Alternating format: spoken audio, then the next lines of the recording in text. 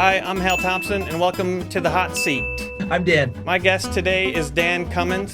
How is your Chevrolet Buick dealership in Kentucky doing? Man, I sometimes wish I was that Dan Cummins. That Dan Cummins is selling a lot of cars, I think. Unfortunately, not me. Well, I'm not sure what to ask. I created questions with the assumption that you were a car salesman. I mean, we could talk about Fords and stuff, I guess. Well, I'll try a couple of the questions I prepared, and hopefully it'll work out. What's the most cars you've ever sold in one day? I mean, me personally, if a trade-in counts, it would have to be just one. A couple times I've traded in one vehicle, but never more than that in a single day. Do you have a waiting area with cookies and snacks in your service department? What a nice thing that would be if you could offer people, like, where they come to your house, and then while they're waiting in the waiting area to have like dinner or hang out with you, whatever, you change their oil. I feel like most of the questions I've got for you just really aren't appropriate to Dan Cummins, comedian. Hold on. I'll be right back. Okay. Hello, I'm Hal Thompson, a multiverse variation of the original Hal Thompson you just saw. Am I still in the original universe from the earlier conversation, or am I a different Dan Cummins in this new universe? You're still in the same old universe. He just summoned me forth from the other one. I like the lengths you're willing to go to conduct these interviews. It did take a lot of power. I'm probably going to have a big electric bill. Right. I picture you like in Stranger Things. I'm worried that you're gonna have a nosebleed, like 11. Oh, if I do it too much? Right. If you just had to put too much energy into bending the universes. It might be smart for me to create some sort of singularity machine and wipe all of the other Hal Thompsons out of existence. You're gonna Thanos. You just Thanos. I just got rid of all the other Hal Thompsons, and now I'm the only one. Do I seem more menacing and exciting? Yes. I got a bunch of questions for you that are appropriate to Dan Cummins, the comedian. I heard you're a pretty big fan of serial killers. Yeah, we've covered a lot of serial killers on Time Suck. I don't know that I'm a fan. I have a macabre interest in serial killers and why they do what they do. Who's your favorite? Oh man, now this makes me feel even more serial killy. Albert Fish is a serial killer I did not know about until maybe a year ago. He's from like the beginning of the 20th century. I mean, horrible, obviously human being like the rest, but he was just so much weirder than a lot of the other ones. He was a very odd man who was a sadomasochist who liked to receive pain as much as he liked to deal it out. Like, he would want to torture you, but he would also want you to torture him. And there was one person that he dehydrated to weaken them and kind of starve them so they wouldn't be able to fight back too effectively. But he had this person like hurt him as well. When they finally caught him, he had, now I'm trying to remember, 20, 30 different large sewing needles shoved into his pelvis region. Like on an x-ray, they found it. He would shove needles into his own testicles, things like that, just to hurt himself. He loved it. He loved to be whipped. He loved to eat feces. He loved to make others eat his. He just was out of his mind in so many ways. And the lengths he would go to try to get people to do strange things with him was pretty unreal. I like that he gave his victims a chance to murder him back a little bit. It was a very odd thing. Like, I remember in this one case in particular, he must have liked the thrill of knowing this, it could backfire. I feel like H.H. Holmes is underappreciated. H.H. Holmes, I feel like, is not known about as much because we don't know that much about like his victim count. We don't, because of when the crimes took place.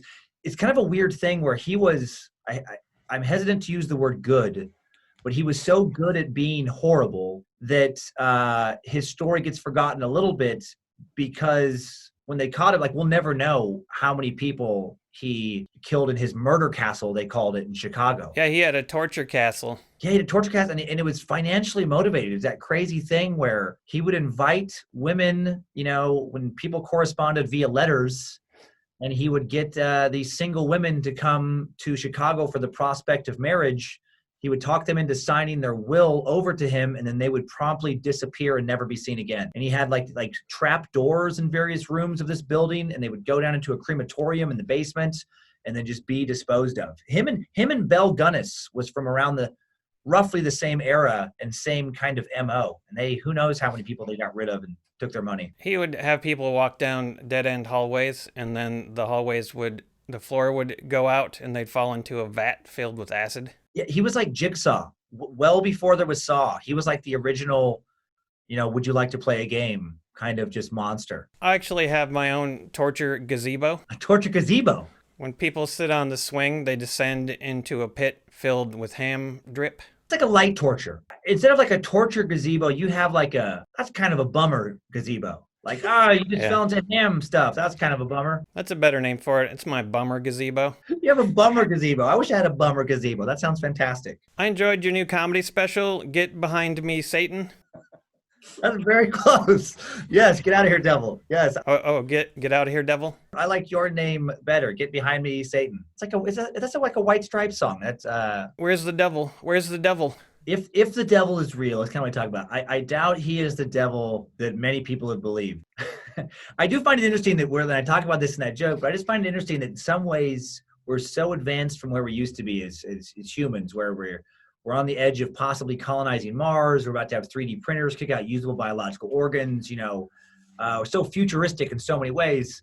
But then in other ways, we're so medieval. Like online, you can find these videos where people are worried about various pop stars like Justin Bieber or Katy Perry. And Katy Perry's example I used, they think she became famous because she sold her soul to the devil. There's people who think that you could go into like an alley or, I don't know, your basement or wherever, and a little devil guy would pop up and you could sign a contract, I guess, and just become famous.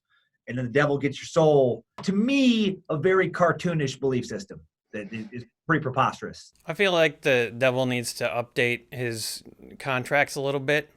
Maybe ask for more than just your soul. That's a good angle. Like it's like, okay, yeah, you want to be famous? Well, you know what? It's pretty competitive. There's a lot of YouTubers. There's a lot of pop stars. There's, times have changed, than they were 100 years ago. So you want to be famous now. You got to give me 5 more souls of your friends, and you got to get me, I don't know, some of that Texas Roadhouse bread with the cinnamon butter, because that's pretty tasty and probably hard to find in hell. Like you got to bring some more stuff. That's the price of fame and fortune. So say I, the devil. I want a tuna casserole on Monday. I want a shepherd's pie on Tuesday. I want your mom's spaghetti on Wednesday. I want you to wear a little outfit that speaks to that type of food.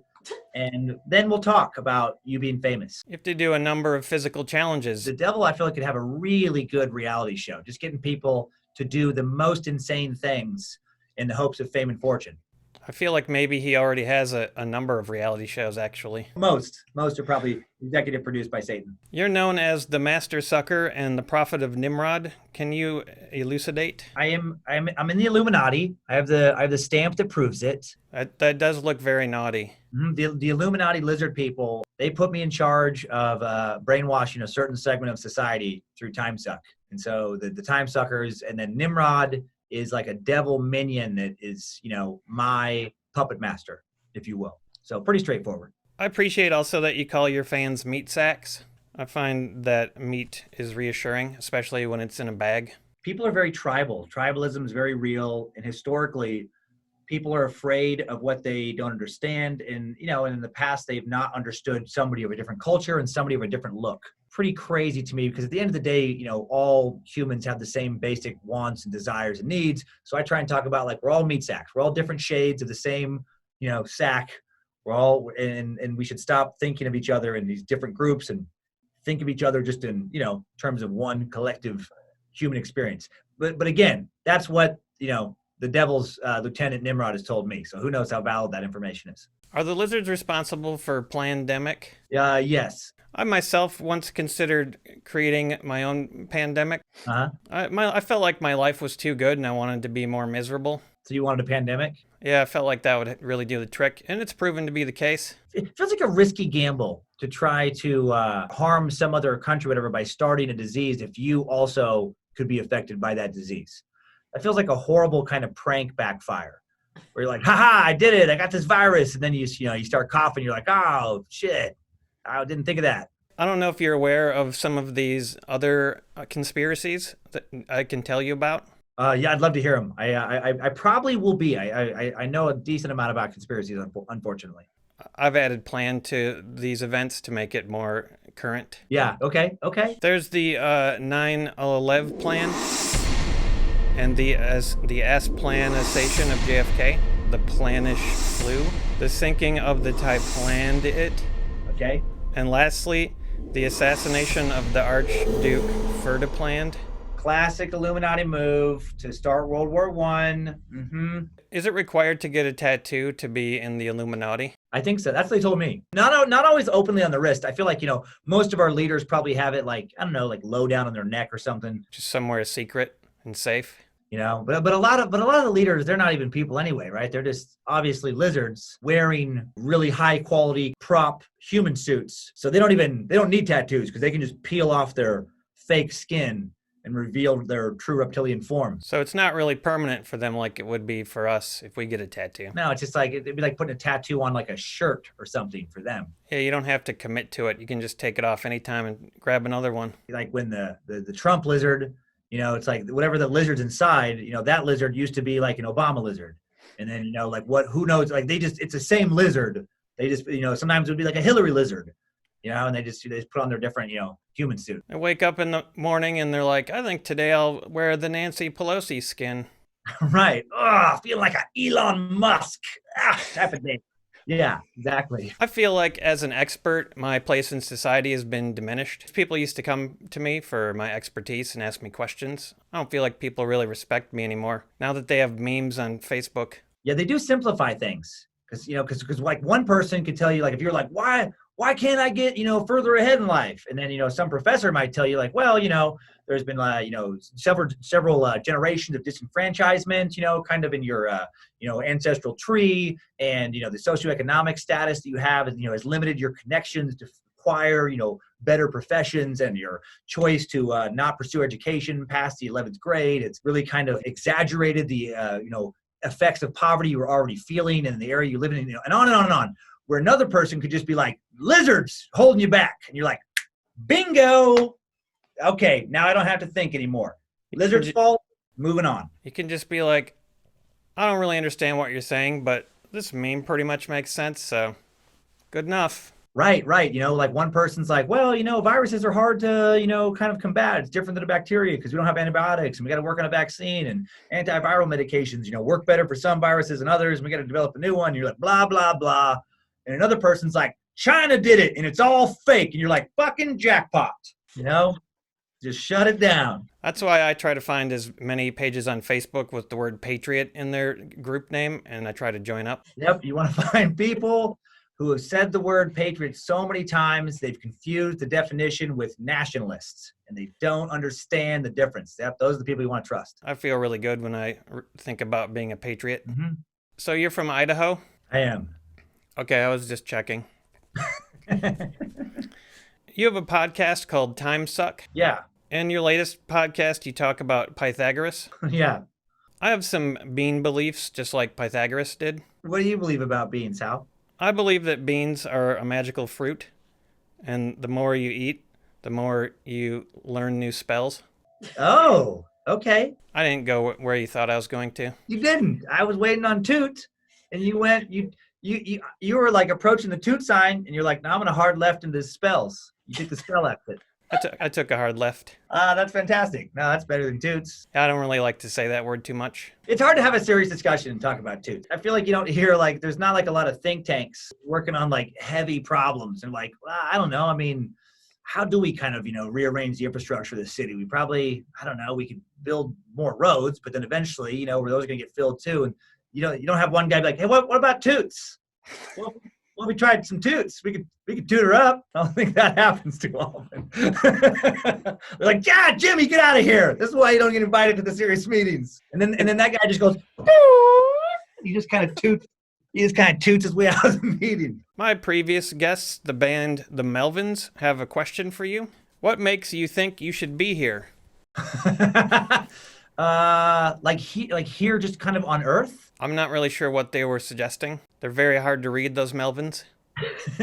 Such an influential grunge band, man. Sludge metal coming out of the 80s out there in the Northwest. Oh man, they put out so many albums. I'm a fan. Buzz, the lead with the hair. His full title is King Buzzo. I just love that guy. Seems so interesting. Why do I don't deserve to be here? Nobody deserves to be anywhere. Nobody deserves anything. Can you earn it? And whether you've earned the right or haven't earned the right, it's doesn't matter. We are here. Nobody knows why we're here, and now we just have to deal with it. I heard that you were on the Tonight Show. I was on this Tonight Show. What were you doing there? I did some jokes. It was fun. I had fun both times. Is it something you'd recommend? It would be hard. I would not recommend doing the Tonight Show with Leno or Conan, just because it's been off the air for a while, and it would just be the logistics and trying to get everybody back together. I think now's probably the best time to get on the Tonight Show with Jimmy Fallon, because all you have to do is break into his house whenever he's recording. Or I could probably do that with Jay Leno and Conan as well. You could break into their houses, and you could be like, they're like, what are you doing here? I'm like, I'm on the old Tonight Show. I got a question from some of my Facebook friends. Gary J. Galley says, which letter is silent in the word sent? Is it the S or the C? C. The S is the dominant letter in that situation. The S is the top, and the C, I believe, is the power bottom in that relationship. Simon Gisler says, why are you like this? If I could come up with that answer, I could explain myself to my mom. So I don't know. Why did I turn out the way that I did? Terrible choices and a weird brain. Did your mom ever explain herself to you? No, she doesn't, but I'm going to fucking force her next time I see her. You should get some information. Why don't you explain yourself? Send your mom a text, and then don't respond. Whatever she comes back with, make her wait a little bit to respond. Yeah, play it cool. Play it cool. Play it cool. Play it cool with mother. Sabrina Bradley says, why can't anyone find the government plutonium silos? I don't know. They're all in Area 51 next to the Greys. Maybe the Greys that secretly control the country, working with the reptilians, maybe they need to eat the plutonium to stay powerful. So that's why we can't go to Area 51. They also might be disguised as corn. Okay, lot of plutonium in Nebraska. I think that's on the Nebraska license plates, actually. Corn and plutonium. What a state. Come for the plutonium, stay for the butter and salt on the plutonium. What a state. And the license plate's just full of all the mottos. It'd have to be like a tiny font to get all that in there. And then people just be like, wait, what does this say? And then there'd be a lot of accidents. People would rear end a lot of Nebraska people. I was just trying to figure out what that convoluted slogan was. I got a question from Tony St. George. He says, what color is blue? Red. That's how they try and trick you. They're like, oh, blue's blue. It's like, nah, it's red. Blue is red. He's got the real truth. Listen to him. The Bilderbergers decided it last year. Bohemian Grove, wake up. It's written underneath the Denver airport. Blue is red. Dan, where can people find your new special, Get Out of Here, Devil? They can find it on Amazon, Apple TV, cable on demand, and then they can listen to the audio version or get it on Spotify, iTunes, Pandora, all those places. So I hope people like it. People seem to like it so far. I watched it. I can definitely recommend it. Oh, that's very nice. I appreciate it. Well, I appreciate you having me on your show. And I'm bad with this kind of fabric terminology. I don't know, is it a quilt or a blanket? It's a tapestry. It's a beautiful tapestry. Of just one of the universes. One of many of the multiverse. I would go back and get the other Hal Thompson that started this interview, but he's been quashed now, I'm afraid. Yeah, you disintegrated him. You wiped him out. You're stuck with just me now, everybody. See you next time on the hot seat.